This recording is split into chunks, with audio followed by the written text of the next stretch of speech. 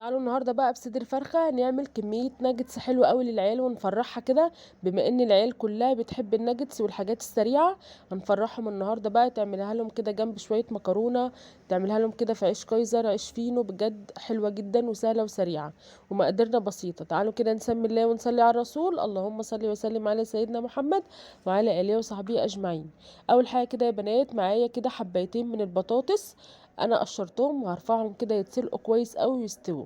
دي اول خطوه معانا. تاني خطوه، هجيب كده صدر الفرخه. بصوا انا نضفته كويس قوي وخليته من اي عظم ودهون بالشكل اللي انتوا شايفينه ده، وغسلته غسله حلوه طبعا بالملح والليمون والخل. وهاخده بقى كده على الكبه، هقطعه كده قطع صغيره الاول عشان تسهل معايا. ولو في بقى اي يعني زوايد كده من الدهون، لو اي حاجه كده زايده في الدهون كده، بالسكينه كده هشيلها بالشكل ده كده، بتبقى ما بين اللحم بتاع الفراخ. هقطعها كده واشيلها. وطبعا كلنا عارفين الناجتس بقى، عيالنا كلها بتحبه جدا وسهل وسريع. وطبعا احنا مش عايزين نشتري اي حاجة من بره، مش عايزين نشتري اي لحوم مصنعة من بره. كل حاجة ان شاء الله هنعملها في البيت. وعايزه اقول لكم مقاديرها سهله وبسيطه ومش هتاخد منك وقت خالص. حطيت كده الفراخ في الكبه وهفرمها فرمه كويسه لحد كده ما تبقى ناعمه زي ما انتم شايفين كده خالص بالشكل ده.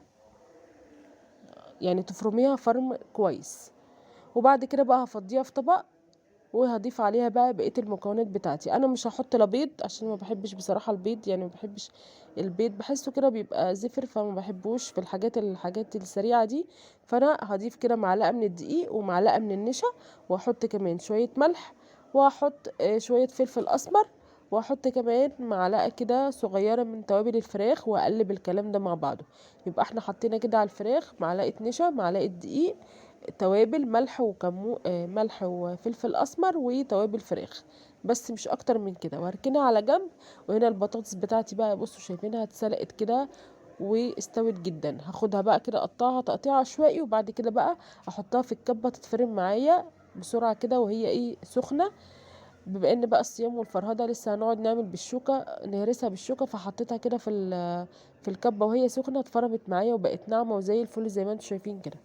هاخدها بقى احطها على الفراخ، هفضيها على الفراخ بالشكل ده.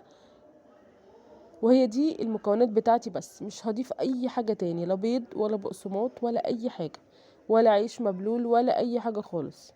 هي المكونات بتاعتي دي بس. هقلب كده بقى البطاطس كده بالخليط الفراخ ده لحد ما تختفي البطاطس خالص تتخلط كده كويس جدا مع الفراخ. وهنا عندي بقى صينية كده مربعة، حطيت لها كده ستريتش دهنتها، يعني فردت فيها ستريتش، او مثلا لو عندك كيس تلاجة فريديه. بس اهم حاجة تدهني بدهنة كده من الزيت، علشان لما تحطي كده خليط الفراخ ما يجمدش، ما يلزقش معاكي، يطلع بمنتهى السهولة لما يتجمد. بس كده. وبعد كده هفرد بقى كده خليط الفراخ زي ما انتم شايفين كده بالمعلقة. وبعد كده هسوي بايدي بقى. وبعد كده هحط كده برضو كيس او مثلا استرتش زي ما انا حطيت كده، علشان هقطعها بقى واحددها قبل ما ادخلها، عشان لما تتجمد تبقى سهلة كده وتطلع بمنتهى السهولة. انا هاخد كده خطوط بالعرض، وبعد كده هاخد بالطول بالشكل ده، عشان لما بتتجمد يا بنات بتبقى صعبة جدا في التقطيع. شايفينها هاخد بقى خط بالطول. انا بعد ما خدت خط بالطول قلت يا ريتني كنت عملتها على 3 يعني بالطول، بس مش مشكله، لما تجمد هبقى اقطعها. لو لقيتها طويله هبقى اقطعها، مفيش مشكله خالص.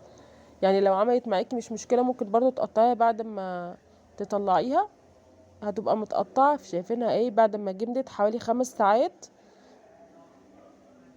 مجرد بس ما همشي السكينه كده هتطلع معايا بمنتهى السهوله. انا لقيت بصوا المكعب كده كبير، فقسمته على نصين علشان ما يبقاش حجمه كبير قوي، وياخد اللي هو الناجتس الجاهز ده. فهنا بقى الطبقه الاولى معايا كوبايه من الدقيق، عليها رشه من الملح، وعليها رشه من الفلفل الاسمر، وعليها كوبايه من الميه.